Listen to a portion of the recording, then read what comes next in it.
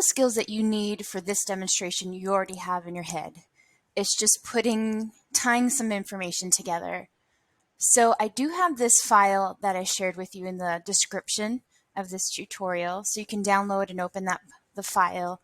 And I have this character built, and you see some mouths. I want to show you how to lip sync to audio. So I took a character from Sesame Street named Grover, and I downloaded some audio.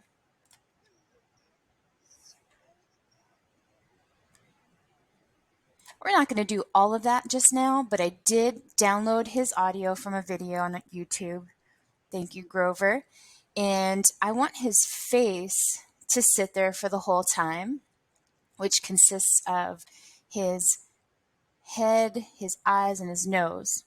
But for lip syncing, the thing that will change is his mouth. And so I also did a Google search for lip sync mouth formations, and I found one that has a little bit of everything that I need. And we don't need to do every single lip action or mouth action when we're lip syncing.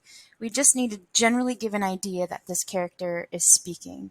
So this mouth I chose as the neutral mouth. If I'm not saying anything, this is what this character would look like. So if I play it just a little bit, just to see what this wave does. So he's saying hello there in this little phase right here, and that's all we're going to accomplish here. So to say hello, you have to think about what your mouth is doing. In fact, Disney animators, when they started off, they would have a mirror beside them, a full-length mirror, and if they needed to have their character jumping, they would look at themselves jumping in the mirror or walking in the mirror. Same thing with lip sync. You kind of have to have an idea of what your mouth would be doing or what this character's mouth would be doing.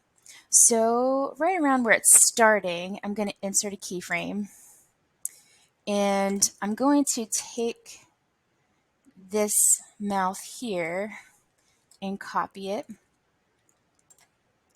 and paste it and bring it down here. So that might be what he looks like when he's saying hello. Hello there. And I just want to line them up a little bit. In fact, I might want to use this onion skinning tool so I can see where the other mouth is. Now, another little trick to lip syncing is you want to line it up with the upper lip. So the jaw usually flaps down and your mouth is generally aligned by the upper lip. And I'm going to expand that a little bit. I'm going to go back to keyframe 1 and copy all of this. And on 5 or 6 is where he's starting to say hello, the O part of the hello. So right on 5, I'm going to paste everything, but I'm going to take this mouth out, and I want the O there. And again, I'm going to onion skin it so I can see, line it up by the upper lip, make sure everything's kind of looking good, and extend that because that needs to last a little bit. So now I need to do there. I'm thinking about what my mouth is doing with there, and I'm starting off a little bit like that. So I'm going to copy this frame and paste it. And this is where there is starting, but I don't need this shape of my mouth anymore. I'm going to take this out, and I'm going to bring this one in. And the second part of there, let me copy this frame and paste it. The second part of my mouth, for the second there, my mouth is doing maybe something like this. So I'm going to take this away and bring this one in.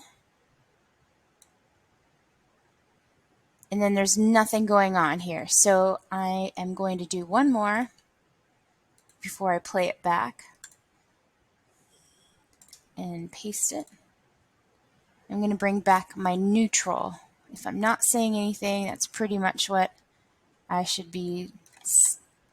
My mouth goes back to neutral. So let's test it out. kind of the idea. It looks like he's saying hello there. Maybe I need to make some adjustments.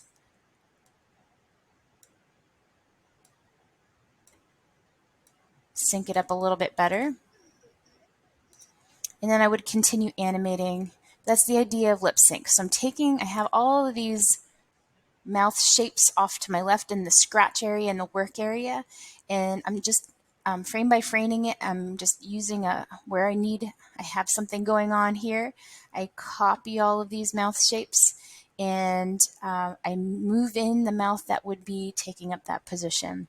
And that's a little bit about lip syncing.